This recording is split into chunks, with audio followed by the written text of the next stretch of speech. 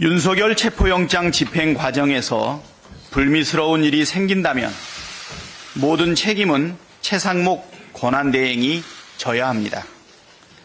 오늘로 12.3 내란 사태 발발 43일째입니다. 내란 속에 윤석열 체포가 늦어지면서 민생 경제가 위기로 치닫고 헌정 질서와 민주주의가 무너지고 있습니다. 심지어 윤석열은 경호처 간부와 오찬 자리에서 자신의 체포를 막기 위해 총이 안 되면 칼이라도 쓰라고 지시했다고 합니다. 무슨 남미 마약갱 두목입니까? 법 집행을 막기 위해 총칼 쓰라고 지시한다는 게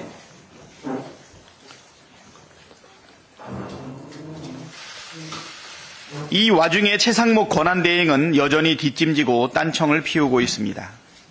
어제 최상목 권한대행은 관계기관 간의 폭력적 수단과 방법을 사용하는 일만큼은 절대 없어야 한다면서 소속 직원들의 안전과 기관 간 충돌 방지를 위해 상호 간 충분히 협의해 질서 있는 법 집행과 실무 공무원들의 안전을 확보해달라고 지시했다고 합니다.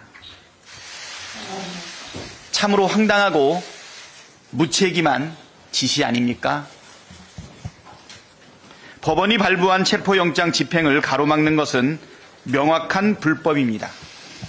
불법을 저지르는 경호처에 대해 법 집행에 적극 협조하라고 지시하면 될 걸 왜 국가 기관 간 충돌로 문제를 몰아가면서 물타기를 하는 겁니까? 최상목 대행의 지시는 경호처의 불법한 행위를 조장하고 방임하는 것입니다. 헌법과 법률을 수호해야 할 의무가 있고 경호처를 관할할 권한이 있는 만큼 경호처의 불법 행위에 대한 책임이 누구보다 큽니다.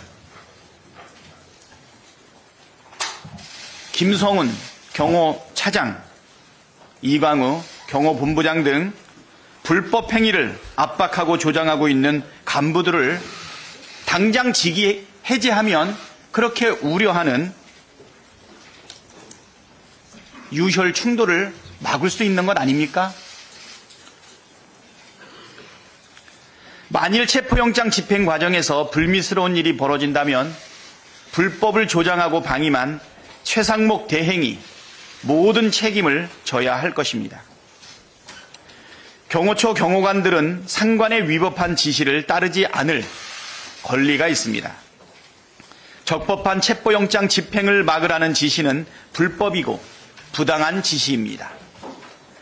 위법한 지시를 거부하는 것은 징계 대상이 아닙니다.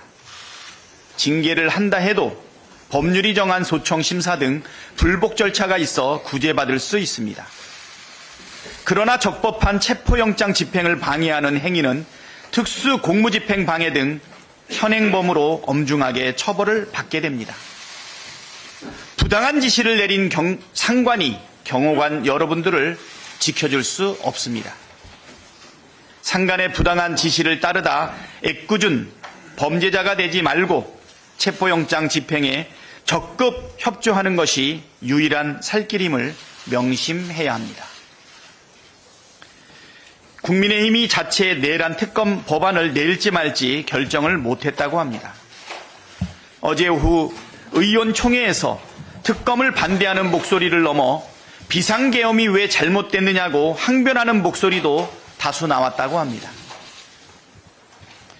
온 국민이 보는 앞에서 사람을 칼로 찔러놓고 6초만 찔렀으니 범죄가 아니다.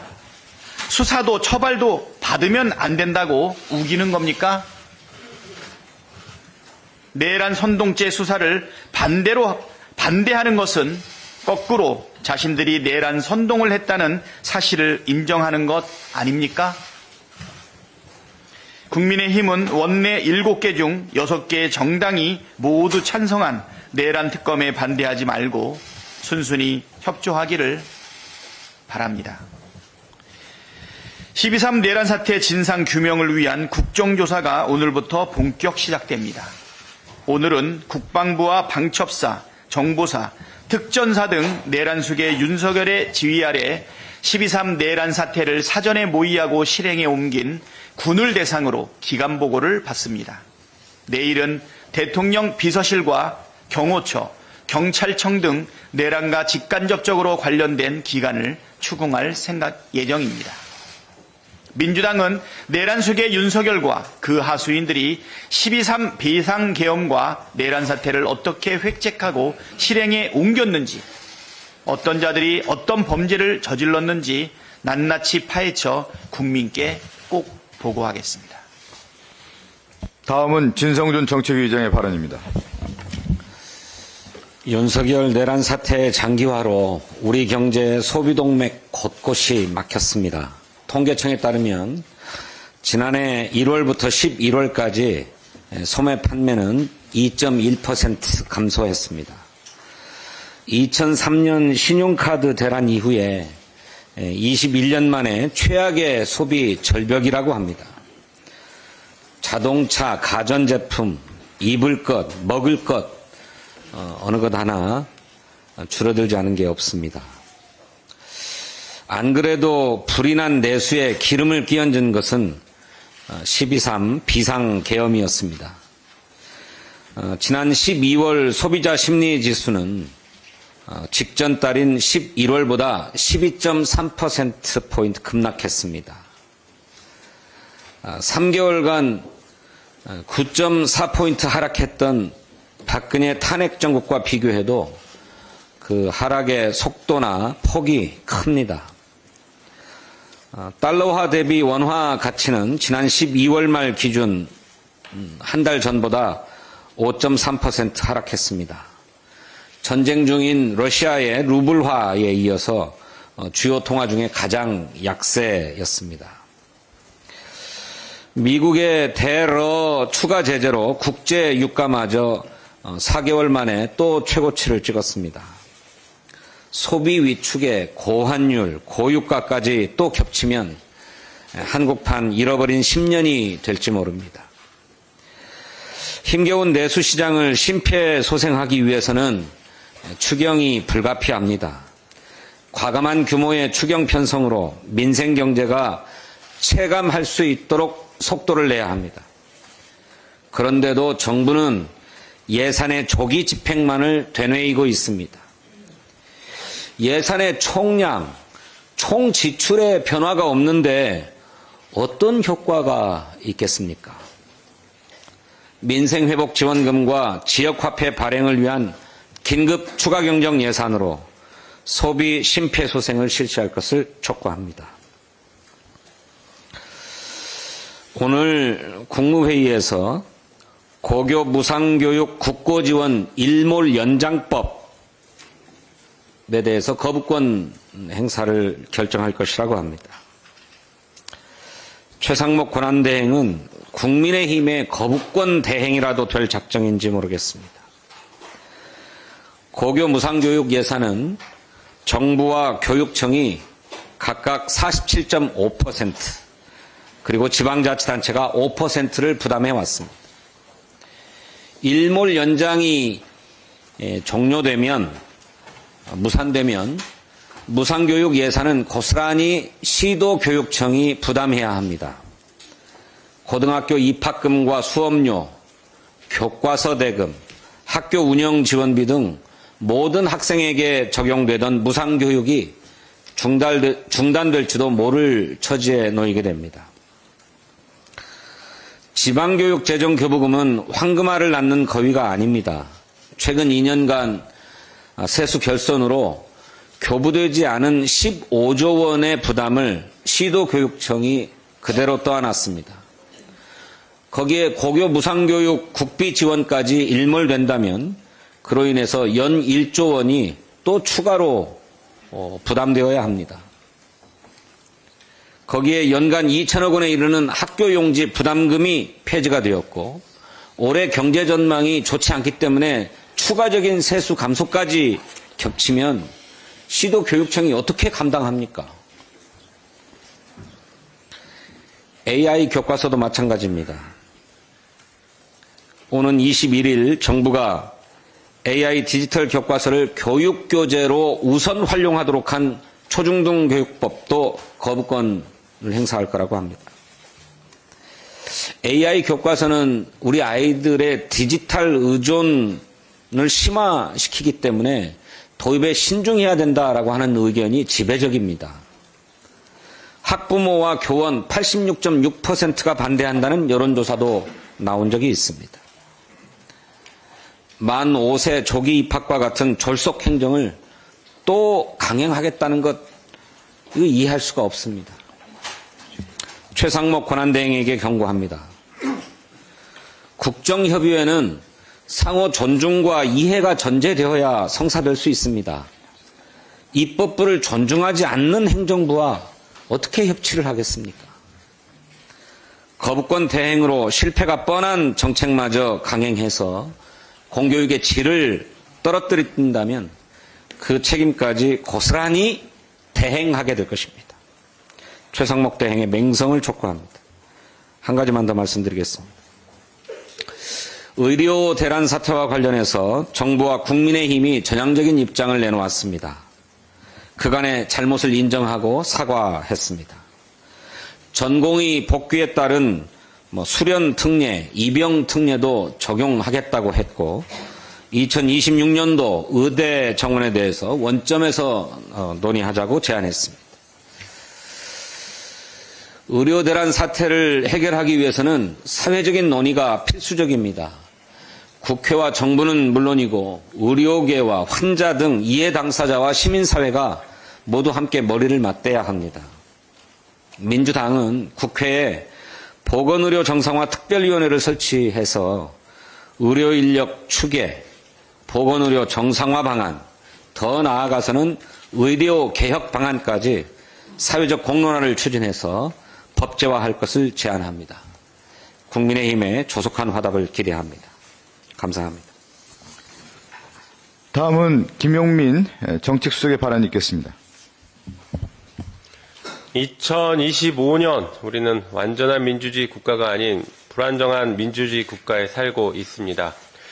실제 윤석열 집권 전 179개국 중 17위였던 민주주의 지수는 윤석열 집권 3년차였던 작년 봄 47위로 급격하게 하락했습니다. 이제 몇 달 뒤면 새로운 리포트가 나올 텐데 그 결과가 어떠할지는 충분히 예상돼서 매우 안타깝습니다.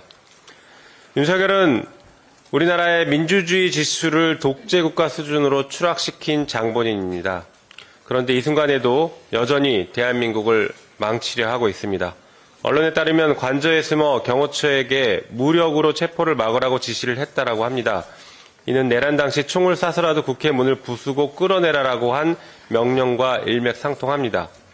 한편 체포가 두려워서 헌법재판소 탄핵심판에도 출석하지 못하겠다라고 하는 윤석열이 어제 헌법재판관 기피 신청을 했습니다.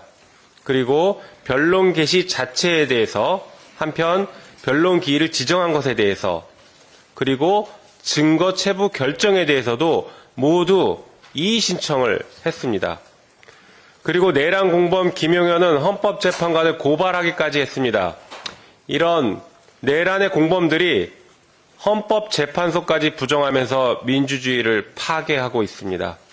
민주주의의 적에게는 관용을 베풀지 않겠다라고 분명하게 경고합니다.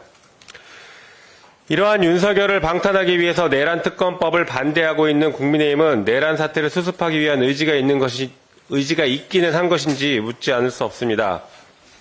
국민의힘은 수사당국의 정당한 체포영장 집행을 방해하는 것도 모자라서 수사 대상과 범위 등 말도 안 되는 이유로 야6당이 발의한 내란 특검법까지 반대하고 있습니다. 정부의 제2요구안과 한동훈 전 대표의 주장을 적극 반영한 특검법까지 반대한다라고 하면 국민의힘은 내란죄를 수사하지 마라 라는 속마음을 솔직하게 고백하고 있는 것이나 다름없습니다. 시간을 끈다라고 해서 해결되지 않으니 신속하게 특검 출범에 동참하기를 다시 한번 촉구합니다. 조금 전 뉴스를 보면 경찰, 공수처, 경호처가 오전에 긴급 회동을 하고 있다고 합니다. 윤석열을 제3의 장소에서 조사하거나 방문 조사할 가능성에 대해서 논의가 이루어지고 있다라는 보도입니다. 그렇지만 내란 수괴를 구속하지 않고는 내란이 진압되지 않습니다. 공수처와 경찰 국가수사본부는 내란 공범들의 시간 끌기 지연 작전에 말려들지 말고 온 국민이 불안해하고 있는 이 상황에서 하루빨리 체포 집행을 시작하기 바랍니다. 한편 윤석열과 그 일당들은 여전히 제2의 내란을 획책하고 있고 무력 도발까지 기획하는 것이 아닌가라는 의구심이 들고 있습니다. 국회에 백골단이 등장하지 않았습니까? 이러한 무력 충돌, 무력 도발이 여전히 살아있기 때문에 윤석열을 하루빨리 체포하지 않고서는 대한민국은 한 발짝도 나아갈 수 없을 것입니다. 끝으로 경호처 직원들에게 조언을 하겠습니다. 체포가 집행될 경우에 이를 막아서야 되는 경호처 직원들의 자괴감이 굉장히 클 것입니다. 국민과 헌법을 지키기 위한 사명감으로 그 자리에까지 간 경호처 직원들이 이제는 내란 수괴를 불법적으로 보호해야 되는 입장에 서게 된 것입니다. 위법한 명령은 거부하십시오. 위법한 명령을 거부했던 박정훈 대령이 얼마 전 무죄 판결을 받았습니다. 위법한 명령 거부해도 아무런 범죄가 성립되지 않는다는 것을 법원마저 확인해 주었습니다. 오히려 위법한 명령을 내린 윤석열 그리고 이종섭 등은 특검의 수사 대상이 될 것입니다. 경호처 직원들은 이러한 사실들을 분명하게 인식하고 위법한 명령을 거부하기 바랍니다. 이상입니다. 다음은 이정문 정책위 부의장의 발언입니다. 설을 앞두고 장바구니 물가가 고공행진 중입니다. 올 설 차례상 예상 비용은 지난해보다 약 7% 상승해 40만 원을 돌파하며 역대 가장 높은 수준을 기록했습니다. 국민들은 민족 최대 명절도 옛말이라며 설 선물은커녕 차례상에서 무엇을 빼야 할지 고민하는 현실에 조상 벨낫이 없다고 토로하고 있습니다. 우리 경제에 역대급 한파가 몰아쳤다는 말이 실감나는 가운데 정부와 국민의힘은 지난 9일 설 성수품 가격 안정과 소비 진작을 위한 당정 협의의 결과를 발표했습니다. 역대 최대 규모를 투입한다고 거창하게 발표했지만 실상은 매년 되풀이되는 복붙 대책에 불과해 기시감마저 듭니다. 예년과 다른 경제 사회 상황을 반영한 시의성 있는 대책인지 의문이 제기됩니다. 정부는 역대 최대 규모인 11조 원을 서민 정책 금융으로 공급하겠다고 밝혔습니다. 그러나 작년과 대동소이한 정부 예산 상황에서 세부 재원 조달 계획조차 불확실해 결국 구호에 그칠 가능성이 큽니다. 또한 영세 소상공인의 연간 최대 30만 원의 배달비를 한시적으로 지원하겠다는 대책은 실효성이 심각하게 의심됩니다. 전체 외식업체의 약 28%만이 배달앱을 사용하고 있다는 점을 감안하면 지원 혜택은 극히 일부 소상공인에게만 제한될 수밖에 없습니다. 업체당 30만 원의 지원은 하루 820원에 불과하여 그 효과가 미미할 것으로 보입니다. 결국 이는 배달 플랫폼 배만 불리는 배달료 지원 사업일 뿐입니다. 그리고 가장 황당한 대책은 입법 과제입니다. 정부는 설 성수품 가격 안정 및 소비 진작 대책으로 포장하여 노동약자 지원법 입법 계획을 함께 발표했습니다. 이는 프리랜서와 특수고용 플랫폼 노동 종사자들의 노동권을 외면한 채 국가의 시혜 대상으로 전락시키는 악법이며 노동의 권리는 밖으로 내모는 반노동적 정책입니다. 이를 마치 국민을 위한 소비 진작 대책인 양 끼워 넣어 발표한 것은 국민을 우롱하고 기만하는 처사입니다. 정부와 국민의힘은 해당 입법 과제를 처리하고 진정한 소비 진작 및 경기 부양을 위한 정책을 내놓기를 강력히 촉구합니다. 요즘 독감과 다양한 호흡기 감염병이 크게 유행하고 있습니다. 독감은 모든 연령층에서 증가하고 있으며 호흡기 세포융합 바이러스 감염증으로 인한 입원 환자는 최근 4주 동안 1.9배나 증가했습니다. 최근 중국과 인도 등 해외에서 주로 발생하고 있는 사람 메타뉴모 바이러스 감염증 국내 입원 환자도 증가세를 보이고 있으며 주로 어린이와 노약자를 대상으로 발생하고 있어 당국의 집중적인 감시가 필요한 상황입니다. 코로나19에 이어 또 다른 호흡기 감염병 팬데믹이 발생할 수 있다는 우려가 큽니다. 현재 의료 대란으로 병상과 의료 인력이 절대적으로 부족한 상황에서 입원 환자가 늘어날 경우 혼란과 불안이 가중될 수 있습니다. 그 어느 때보다도 방역당국의 역할이 중요한 때입니다. 당국은 동절기, 호흡기 감염병 유행 상황에 대해 더욱 촘촘한 감시체계를 구축하고 의료 현장의 의견을 적극 반영하여 감염병 대응에 만전을 기할 것을 촉구합니다. 특히 어르신, 영유아, 면역 저하자 등 감염 위험이 큰 대상자들에 대해서는 특단의 대책이 필요합니다.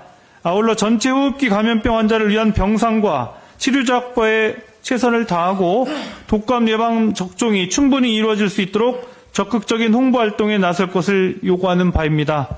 국민 건강이 최우선입니다. 정부의 보다 적극적이고 선제적인 역할을 촉구합니다. 감염병 확산 방지와 예방 접종 및 치료 체계 강화를 위해 예비비 활용 등의 방안도 적극 검토해야 할 시점입니다. 민주당은 향후 추경 예산 편성 과정에서 감염병 대응 체계 강화를 위한 예산도 충분히 확보하겠다는 말씀을 드리겠습니다. 이상입니다. 네, 다음은 서미화 부대표의 발언입니다.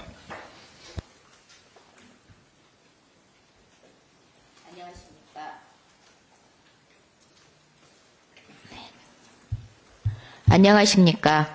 소리로 보는 시각장애인 더불어민주당 원내부대표 전국장애인위원장 서미화 의원입니다. 대한민국의 민주주의를 향한 투쟁의 자리에는 언제나 장애인이 있었습니다. 87년 6월 항쟁에서도 함께 싸워 87년 대선에서 장애계는 장애인 고용촉진법과 장애인 복지법 제정을 제기했고 이 두 법안은 현재까지 장애인 노동과 복지의 기본법입니다. 2016년에도 장애인은 박근혜 정부 탄압에 맞서 1842일을 농성으로 견뎠습니다. 그리고 마침내 장애인 등급제, 부양 의무제 폐지의 첫 단초를 끼웠습니다. 이처럼 장애인은 헌법 수호와 민주주의를 향한 투쟁에 함께 해왔습니다. 장애인의 시민권이 보장되지 못하는 현실에도 민주시민으로서 책임을 다하는데 주저함이 없었습니다. 민주주의를 지키는 것이 장애인의 시민권을 쟁취하는 길임을 잘 알기 때문입니다. 비상계엄이 선포되었던 12월 3일은 유엔이 정한 세계 장애인의 날입니다. 누구보다도 민주주의를 필요로 하는 장애인의 날에 내란이 일어났습니다. 장애인들은 지금도 민주 시민의 힘을 보여주며 2030 여성 청년 시민들과 연대하여 싸우고 있습니다. 민주주의를 지키는 길에 적어도 장애인들은 2등 시민, 열등한 존재가 아닙니다. 이제 우리 사회가 장애인을 동등한 시민권에 주목하고 변화의 길에 함께 해야 합니다. 장애인이 시민으로 이동하는 시대를 열어가는 것이 우리 민주주의를 완성하는 길입니다. 함께 해주십시오. 우리 헌정사의 국가인권위원회가 이렇게 무너진 적이 있었나 싶은 시국입니다. 지난 13일 김용원 상임위원하고 한석훈, 김종민, 이한별, 강정의 5명의 인권위원이 윤석열의 탄핵 의결이 부정하는 공고안을 발의했고 안창호 위원장이 이를 즉각 결재해서 공식 안건이 됐습니다.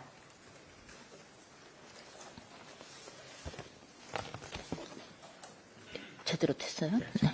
네. 국가인권위원회가 기어이 내란 공범의 길을 가고 있습니다. 윤석열과 함께 나라와 인권을 팔아먹은 이들이 정말 을사오적입니다. 공고 내용은 더 기가 막힙니다. 헌법 위반을 이유로 윤석열 탄핵 결정은 바람직하지 않다. 계엄 선포는 헌법이 대통령에게 부여한 권한이다. 도리어 피해자라고 주장하는 윤석열 변호인단과 똑같은 논리입니다. 내란숙의 윤석열 희망사항이 어떻게 인권수호기관의 공고사항이 될 수 있습니까? 이 치욕스러운 안건을 결재한 헌법재판관 출신 안창호 위원장에게 묻겠습니다. 비상계엄은 대통령이 고유 권한으로 내란 행위에 해당하지 않는다는 것이 헌법 정신에 과연 부합하다고 생각하는 겁니까? 내란죄 성립을 판단하는 것은 사법부입니다. 헌법 66조 2항에 따라서 헌법 수호 의무가 있는 대통령, 피의자 윤석열이 스스로 죄가 아니라고 하면은 죄가 아닌 겁니까? 헌법과 상권 분립의 이치에도 맞지 않는 항당무계한 이런 의견을 무슨 생각으로 결재한 겁니까? 헌정 질서를 위협한 내란숙의 윤석열이 꼭두각시로 인권위가 역사에 남고 싶은 겁니까? 지난 주말 강화문 집회에서 어느 시민이 이런 말을 했습니다. 인권과 평등을 중시하는 마지막 국가기구가 처참히 붕괴되고 있다. 전 인권위원으로서 저는 부끄럽고 참담한 심정입니다. 인권 옹호자여야 할 인권위원들이 국제적 망신거리 안건을 제출하고 인권위 최고 공직자인 인권위원장이 이를 비호하고 국민을 우롱하고 있습니다. 어제는 시민과 인권위 직원들이 안건 상정을 막았지만 언제 또 다시 재상정될지 모릅니다. 안창호 위원장은 인권위 을사오적과 야합할 생각을 말고 지금이라도 위원장의 직권으로 이 수치스러운 안건을 당장 철회시키시고 하루빨리 내란 종식에 협조하시기 바랍니다. 김용원, 한석훈, 김종민, 이한별, 강정혜 의원은 내란에 동조한 행위에 책임을 지고 즉각 사퇴하기 바랍니다. 그것만이 국민에 대한 최소한의 도리임을 명심하십시오. 민주당은 인권위를 반인권적 국가기관으로 타락시키고 인권위 구성원 모두를 내란 공범으로 몰고 있는 이 사태를 자시하지 않겠습니다. 안창호 위원장과 인권위 을사오적에 책임을 엄중히 묻고 끝까지 지켜보겠습니다. 이상입니다. 네, 다음은 송재봉 부대표의 발언입니다. 검찰이 명태균 PC에서 명태균과 윤석열, 김건희가 나눈 카카오톡, 텔레그램 메시지 캡처 파일 280개를 복원했고 이를 분석한 107쪽 분량의 수사 보고서가 지난해 11월 4일 작성된 것으로 드러났습니다. 검찰은 수사 보고서를 작성해 놓고도 윤석열, 김건희 부부에 대한 조사를 진행하지 않고 덮고 있었습니다. 윤석열은 이 일을 검찰에서 보고받았을 것으로 추정되는데 11월 7일 대국민 담화에서 명태균 씨한테 여론조사를 요청하지 않았다. 받아본 적이 없다. 공천관리위원장이 누구인지 몰랐다. 정진성인 줄 알았다는 등 뻔뻔스러운 거짓말로 국민을 우롱했습니다. 대국민 담화가 아닌 대국민 사기극을 연출했던 것입니다. 그리고 11월 24일 윤석열은 김용현에게 명태균 의혹을 언급하며 이게 나라냐 비상대책이 필요하다고 발언했고 열흘 후인 12월 3일 헌정유린 비상계엄을 선포했습니다. 명확한 증거가 검찰 조사에서 확인이 되자 명태균의 입을 틀어막고 자신과 김건희가 저지른 범죄를 숨기기 위해 비상계엄을 선포한 것으로 추정됩니다. 명태균 PC에서 드러난 사실은 가히 놀랍습니다. 명태균이 대선 당시 윤석열 후보를 위해 공짜 여론조사를 해서 직접 보고했고 그 대가로 김건희가 김영선 전 의원의 공천을 준 것이라는 공익제보자 강경희 씨의 주장이 사실로 드러난 것입니다. 명백한 정치자금법 위반, 대통령 부부의 공천 개입, 부정선거이고 윤석열 대통령 당선의 정당성에 의문을 제기할 수 있는 중대한 사안입니다. 명태균은 김건희를 통해 윤석열 대선 캠프 인사도 좌지우지했습니다. 대선 당시 주요 인사에 대해 김건희가 묻고 명태균이 답을 주는 방식으로 대화가 이루어졌고 실제로 황중국 후원회장, 주호영 상임선대위원장, 김태호 공동선대위원장, 윤상현 총괄특보단장, 임태희 총괄상황본부장 등이 임명 위촉되었습니다. 이뿐만이 아닙니다. 명태균은 윤석열 후보 언론 인터뷰 방향을 설정해주고 윤석열의 고질적 습관인 도리도리에 대한 이미지 컨설팅도 해주었습니다. 윤석열 후보 자택에서 이루어진 이준석 당시 국민의힘 당대표의 미팅 자리도 추진, 배석하는 등 사실상 킹메이커 역할을 해왔습니다. 명태균의 영향력은 대선 이후에도 계속되었습니다. 김건희는 해외 순방, 대외 교역 일정은 물론이고 이태원 참사 국정조사 등 중대한 문제까지 명태균의 꿈자리 훈수로 국정을 결정했습니다. 지난 2년 반 동안 국정 시스템이 명태균 조언, 김건희 결정, 윤석열 집행으로 이루어졌으니 대한민국의 국정이 무너지고 국격이 추락하는 것은 어쩌면 당연한 결과였습니다. 국정농단이 일상인 정권이었던 것입니다. 모든 진실이 국민 앞에 밝혀지고 있지만 지난 8일 김건희 특검법이 국민의힘의 반대로 또다시 부결됐습니다. 명태균 게이트는 윤석열 김건희를 넘어 윤상현, 오세훈, 홍준표, 김진태, 주호영, 김태호 등 국힘 소속 주요 정치인들이 연루된 것으로 그 실체가 드러나고 있습니다. 이를 거부하는 것은 명백하게 이해 충돌에 해당된다고 볼 수 있습니다. 국민의힘은 명태균 게이트 특검을 계속 가로막아서는 안 될 것입니다. 최소한의 양심이 있다고 하면 김건희 특검법 통과에 협조해야 합니다. 그들이 민주적 정당이고 민주적인 정당성을 최소한만 생각한다고 하면 민주주의를 유리한 범죄 행위를 가로막는 일에 앞장서서는 안 될 것입니다. 검찰에게도 분명히 경고합니다. 검찰은 명백한 물증을 확보해 놓고도 검찰 정권의 유지에만 눈이 멀어 윤석열, 김건희를 소환 조사조차 하지 않고 있습니다. 이제라도 윤석열, 김건희 부부의 공천 개입, 불법 여론조사, 불법 선거사무소 운영, 창원 산단 선정 등 국정 개입에 대해 철저한 수사로 진상을 규명할 것을 촉구합니다. 이상입니다. 네, 저도 한 말씀 드리겠습니다. 끝까지 민심을 외면하는 국민의힘, 내란 수기에 함께 침몰할 생각입니까? 비상식적인 내란 세력은 권력만 차지하고 민심을 돌보지 않으며 국가를 벼랑 끝으로 내몰고 있습니다. 12월 3일 윤석열의 내란 사태 이후 대한민국의 국격은 추락하고 민주주의는 후퇴하고 법치주의는 훼손됐습니다. 경제는 완전히 망가지고 있습니다. 이것을 바로 잡아야 할 의무가 국회에 있지만 국민의힘은 지난 한 달 동안 내란 속의 비호에 골몰했습니다. 민주공화국의 정당이라고 할 수 없습니다. 비상식의 극치입니다. 윤석열은 친위 쿠데타를 시도하다가 실패하고 수사도 탄핵 심판도 거부하며 관제에 숨어 있습니다. 비겁하고 저급한 수준의 사람이라는 걸 스스로 증명하고 있습니다. 여당 지도부라는 사람들은 아직도 반대를 위한 반대만 하며 특검법 통과 지연 전략만 쓰고 있습니다. 세상에 어느 특검이 정해진 사건 시간대만 수사를 한단 말입니까? 밥꾸라지들이 판을 치면서 기이한 논리를 펴고 있습니다. 3자 특검을 요구해서 대법원장 추천으로 제안하니 국민의힘 지도부는 그마저도 싫다고 다시 떼를 쓰고 있습니다.